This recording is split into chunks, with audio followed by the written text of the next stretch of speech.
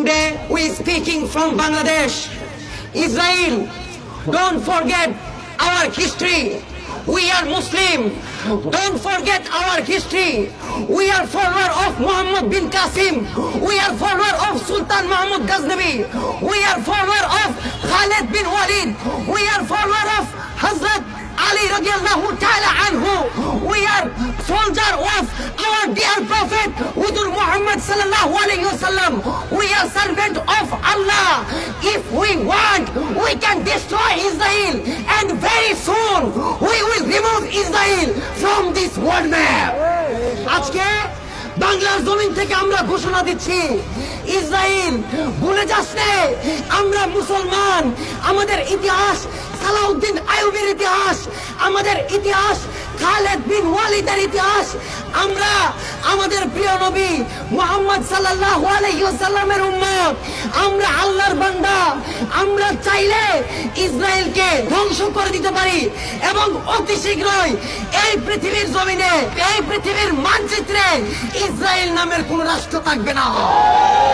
আজকে আমরা এই বাংলার জমিন থেকে ঘোষণা দিচ্ছি, আমরা বলতে চাই, ইসরায়েল যেভাবে মুসলমানদেরকে হত্যা করছে, ফিলিস্তিনে যেভাবে মুসলমানদেরকে নির্মমভাবে হত্যাযজ্ঞ চালাচ্ছে, তারা বাংলাদেশের মধ্যে রোহিঙ্গারা যেভাবে আশ্রয় নিয়ে এসেছিল, সেভাবে তারা আশ্রয় নিতে ফিলিস্তিনে এসেছিল। আজকে ফিলিস্তিনের ভাইদের উপর হত্যাকাণ্ড চালাচ্ছে। আমরা বাংলাদেশ থেকে ঘোষণা করতে চাই, যদি এই পৃথিবীর মধ্যে সবচেয়ে বড় কোন টেররিস্ট থাকে, সবচেয়ে বড় জঙ্গি থাকে, সবচেয়ে বড় সন্ত্রাসী থাকে, তার নাম হচ্ছে ইসরায়েল। আমরা এই বাংলার জমিন থেকে সমগ্র পৃথিবীর মুসলমানদেরকে বলে দিতে চাই, এই পৃথিবীতে আর একটা সালাউদ্দিন আইয়ুবী আসবে না, আমাদেরকে সালাউদ্দিন আইয়ুবী হতে হবে। আমরা বর্ডার গুলো ভেঙে ভেঙে ইসরায়েলের মধ্যে পঙ্কপালের মতো ঢুকবো।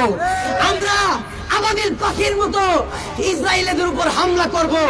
সমগ্র পৃথিবীর মধ্যে যতগুলো মুসলমান কান্ট্রি আছে, দেখা যায় মুসলমান কান্ট্রিগুলো আজকে নীরব। কথা বলেন না, মুসলমান কান্ট্রিগুলো আজকে নীরব। মুসলমান কান্ট্রিগুলোর দরকার ছিল আমাদের মুসলমানদের উপর ইসরায়েল হামলা হচ্ছে, ঝাঁপিয়ে পড়া, তারা আজকে ঝাঁপিয়ে পড়ছে না, উল্টো আরো মুখের মধ্যে ললিপপ নিয়ে বসে আছে। মুসলমান কান্ট্রিগুলোকে বলতে চাই, সৌদি আরবকে বলতে চাই, আপনারা যদি সমগ্র পৃথিবীর মুসলমান কান্ট্রিদের মাথার তাজ হয়ে থাকতে চান, ইসরায়েলের বিরুদ্ধে যুদ্ধ ঘোষণা করেন। ইসরায়েলের বিরুদ্ধে যদি যুদ্ধ ঘোষণা না করেন, সৌদি আরবের বাচ্চাকেও আমাদের দেখার আছে, সময় কথা বলবে। আমরা যারা আজকে এখানে এসেছি, আমরা বিশ্বাস করি, আমরা যদি সুযোগ পাই, বর্ডার ভেঙে আমরা ইসরায়েলে প্রবেশ করব। ঠিক না বেঠিক?